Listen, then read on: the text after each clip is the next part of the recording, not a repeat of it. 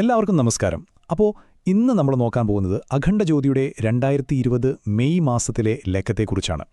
സത്യം പറഞ്ഞാൽ നാം എല്ലാവരും നമ്മുടെ ഉള്ളിൻ്റെ ഉള്ളിലൊരു വെളിച്ചം, ഒരു ജ്ഞാനം തേടിക്കൊണ്ടിരിക്കുകയാണല്ലേ. ആ ഒരു കെടാവിളക്കാണ് യഥാർത്ഥത്തിൽ അഖണ്ഡജ്യോതി. അപ്പോൾ കാലാതീതമായ ആ വിജ്ഞാനത്തിലേക്ക് നമുക്ക് ഒരുമിച്ചൊന്ന് ഇറങ്ങിച്ചെല്ലാം. അപ്പോൾ ഈ അറിവിൻ്റെയൊക്കെ ഉറവിടം എവിടെ നിന്നാണെന്ന് നിങ്ങൾ ചിന്തിക്കുന്നുണ്ടാകും. അത് യുഗഋഷി പണ്ഡിറ്റ് ശ്രീറാം ശർമ്മ ആചാര്യജിയിൽ നിന്നാണ്.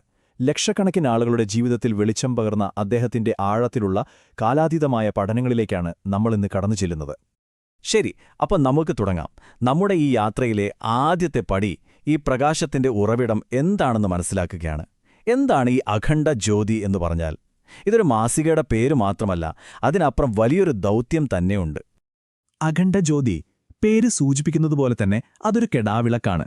പുറത്തുള്ള ഇരുട്ടിനെ മാറ്റുന്ന ഒരു സാധാരണ വിളക്കല്ല ഇത്. അല്ല, അതിനപ്പുറം നമ്മുടെ ഉള്ളിലെ ഒരുപാട് സംശയങ്ങളും അറിവില്ലായ്മയുടെ ഇരുട്ടുമൊക്കെ അതിനെ മാറ്റുന്നൊരു ജ്ഞാനത്തിന്റെ ജ്വാലയാണ്. അതായത് നമ്മളെ ധാർമ്മികമായും ആത്മീയമായും ഒന്ന് പുനരുജ്ജീവിപ്പിക്കാനുള്ള ഒരു വഴികാട്ടി. ഈ ഒരു വലിയ ദൗത്യത്തിന്റെ ഹൃദയം എന്ന് പറയുന്നത് യുഗനിർമ്മാണ യോജന എന്ന ആശയമാണ്.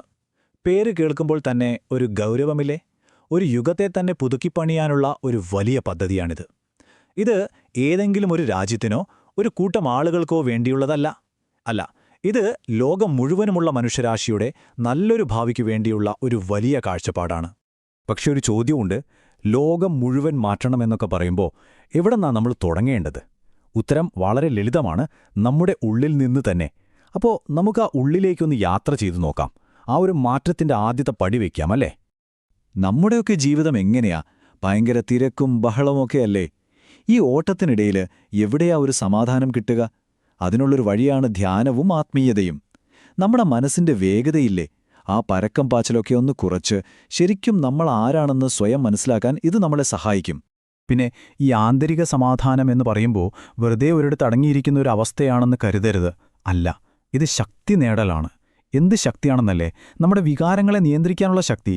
ദേഷ്യം, സങ്കടം, ഇതിനൊന്നും നമ്മൾ അടിമപ്പെടാതെ അതിനെ നമുക്ക് നിയന്ത്രിക്കാൻ പറ്റുമ്പോഴാണ് യഥാർത്ഥ മനക്കരുത്തും ഇച്ഛാശക്തിയും ഉണ്ടാവുന്നത്.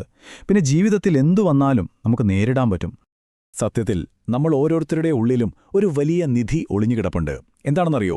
നമ്മുടെയൊക്കെ അപാരമായ കഴിവുകൾ തന്നെ. പക്ഷെ പ്രശ്നം എന്താണെന്ന് വെച്ചാൽ നമ്മളിൽ പലരും അത് തിരിച്ചറിയുന്നേയില്ല. അപ്പോൾ ഈ ആത്മീയ പരിശീലനം എന്ന് പറയുന്നത് ആ നിധിയിലേക്കുള്ള ഒരു മാപ്പ് പോലെയാണ്. അത് കയ്യിൽ കിട്ടിയാൽ നമുക്ക് ആ നിധി കണ്ടെത്താം. എന്നിട്ട് ലോകത്തിനു മുന്നിൽ ആ പ്രകാശം കാണിച്ചു കൊടുക്കാം. ഈ ഉള്ളിൽ വരുന്ന മാറ്റമുണ്ടല്ലോ, അത് വെള്ളത്തിൽ കല്ലിടുമ്പോഴുണ്ടാകുന്ന ഓളങ്ങൾ പോലെയാണ്. അത് നമ്മളിൽ മാത്രം ഒതുങ്ങി നിൽക്കില്ല. പതിയെ പതിയെ അത് പുറത്തേക്ക് വ്യാപിക്കും. നമ്മുടെ കുടുംബത്തിലേക്ക്, പിന്നെ സമൂഹത്തിലേക്ക്. അതെങ്ങനെയാണ് സംഭവിക്കുന്നതെന്ന് നമുക്ക് നോക്കാം. ഇതൊരു സ്റ്റെപ്പ് ബൈ സ്റ്റെപ്പ് പ്രോസസ്സാണ്. നോക്കൂ, ഒന്നാമതായി വ്യക്തിപരമായ പരിവർത്തനം. അതാണ് വിത്ത്.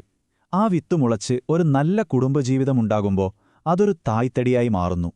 പിന്നെ അതിൽ നിന്ന് സമൂഹത്തിന് നല്ലത് ചെയ്യുന്ന ശാഖകൾ വളരുന്നു. അവസാനം ഇവയെല്ലാം ചേർന്ന് പരിവർത്തനം ചെയ്യപ്പെട്ട ഒരു ലോകം എന്ന മധുരമുള്ള പഴം നമുക്ക് കിട്ടുന്നു. എന്ത് ഭംഗിയുള്ള ആശയമാണല്ലേ? ഇവിടെ പറയുന്ന ഈ ആശയം വളരെ പ്രധാനപ്പെട്ടതാണ്. എന്താണെന്ന് വെച്ചാൽ, ഒരു വലിയ കെട്ടിടം പണിയുമ്പോൾ ഓരോ കല്ലും ഉറപ്പുള്ളതായിരിക്കണം, അല്ലേ? അതുപോലെ തന്നെ നല്ലൊരു സമൂഹം നമുക്ക് വേണമെന്നുണ്ടെങ്കിൽ നമ്മൾ ഓരോ വ്യക്തിക്കും വിലയും ബഹുമാനവും കൽപ്പിക്കണം. അവരുടെ അന്തസ്സ് സംരക്ഷിക്കണം. അതാണ് ഏറ്റവും വലിയ അടിത്തറ. സാധാരണയായിട്ട് ശാസ്ത്രം, ആത്മീയത എന്നൊക്കെ കേൾക്കുമ്പോൾ നമ്മുടെ മനസ്സിൽ വരുന്നത് രണ്ട് എതിർ ദിശയിലുള്ള കാര്യങ്ങളാണെന്ന്, അല്ലേ? ഒന്ന് വസ്തുതകളെപ്പറ്റി പറയുന്നു, മറ്റേത് വിശ്വാസത്തെപ്പറ്റി. പക്ഷേ ഇവ രണ്ടും തമ്മിൽ യോജിപ്പിക്കാൻ പറ്റുമോ? ഒരു പാലം പണിയാൻ സാധിക്കുമോ? നമുക്കൊന്ന് നോക്കാം. അപ്പോൾ ശാസ്ത്രം എന്താ ചെയ്യുന്നത്? അത് പുറത്തുള്ള ലോകത്തെക്കുറിച്ചാണ് പഠിക്കുന്നത്. കാര്യങ്ങൾ എങ്ങനെ പ്രവർത്തിക്കുന്നു എന്ന് നമുക്ക് പറഞ്ഞു തരുന്നു. അതേസമയം ആത്മീയതയോ? അത് നമ്മുടെ ഉള്ളിലേക്കാണ് നോക്കുന്നത്. നമ്മുടെ ജീവിതത്തിന് എന്തിനൊരു അർത്ഥം വേണമെന്ന ചോദ്യത്തിന് ഉത്തരം തേടുന്നു. പറഞ്ഞു വരുമ്പോൾ ഒന്ന് പുറത്തേക്കും മറ്റൊന്ന് ഉള്ളിലേക്കും തിരിച്ചുവെച്ച രണ്ട് കണ്ണാടികൾ പോലെയാണിത്. പക്ഷേ ഈ രണ്ട് കണ്ണാടികളും ഒരുമിച്ചു വെച്ചാൽ എന്ത് സംഭവിക്കും? ആലോചിച്ചു നോക്കൂ. അപ്പോൾ നമുക്ക് കിട്ടുന്നത് ജീവിതത്തിന്റെ ഒരു മുഴുവനാര ചിത്രമായിരിക്കും. ഇതിനെയാണ് അഖണ്ഡജ്യോതി ശാസ്ത്രീയ ആത്മീയത എന്ന് പറയുന്നത്. അതായത് ശാസ്ത്രത്തിന്റെ യുക്തി ഉപയോഗിച്ച് ആത്മീയതയെ മനസ്സിലാക്കുക, അതേസമയം ആത്മീയതയുടെ ഉൾക്കാഴ്ചയോടെ ശാസ്ത്രത്തെയും കാണുക. രണ്ടും ഒരുമിച്ച് കൊണ്ടുപോകുന്നൊരു വഴി. അപ്പോൾ നോക്കൂ, നമ്മൾ വ്യക്തിയിൽ നിന്ന് തുടങ്ങി അത് സമൂഹത്തിലേക്ക് വളരുന്നത് കണ്ടു. പിന്നെ ശാസ്ത്രവും ആത്മീയതയും ചേരുന്നതിനെക്കുറിച്ച് സംസാരിച്ചു. ഇപ്പോൾ നമ്മൾ ഈ യാത്രയുടെ അവസാന ഘട്ടത്തിലേക്ക് കടക്കുകയാണ്. ഇതിൻ്റെ എല്ലാം അന്തിമ ലക്ഷ്യം എന്താണ്? ഒരു പുതിയ യുഗത്തെക്കുറിച്ചുള്ള ആ വലിയ സ്വപ്നം എന്താണെന്ന് നമുക്ക് നോക്കാം. അപ്പോൾ നമ്മൾ ഇതുവരെ സംസാരിച്ച കാര്യങ്ങൾ ഒന്ന് ചുരുക്കി പറഞ്ഞ എന്തൊക്കെയാണ്? 1. ആന്തരിക സമാധാനം കണ്ടെത്താൻ ആത്മീയത സഹായിക്കും. 2. നമ്മൾ മാറുമ്പോഴേ സമൂഹത്തെ മാറ്റാൻ പറ്റൂ. 3. പൂർണ്ണമായ അറിവിന് ശാസ്ത്രവും മതവും ഒരുമിച്ച് പോകണം. പിന്നെ ഏറ്റവും പ്രധാനമായി എന്ത് ചെയ്യുമ്പോഴും ഓരോ മനുഷ്യൻ്റെയും അന്തസ്സിന് വില കൊടുക്കണം.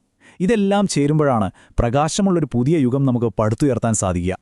ഇപ്പോൾ ഈ കാര്യങ്ങളൊക്കെ കേട്ട് കഴിയുമ്പോൾ ഒരു ചോദ്യം ബാക്കിയുണ്ട്. ഈ പറയുന്ന കെടാവിളക്ക്, ആ അഖണ്ഡ ജ്യോതി, അത് വെറുമൊരു പുസ്തകത്തിലോ മാസികയിലോ അല്ല ഇരിക്കുന്നത്. അത് നിങ്ങളുടെ ഓരോരുത്തരുടെയും ഉള്ളിലുണ്ട്. ചോദ്യം ഇതാണ്: ആ വെളിച്ചം പുറത്തു കൊണ്ടുവരാൻ, അത് പ്രകാശിപ്പിക്കാൻ നിങ്ങൾ എന്തു ചെയ്യും? ആലോചിച്ചു നോക്കും. ഉത്തരം കണ്ടെത്തേണ്ടത് നമ്മൾ ഓരോരുത്തരും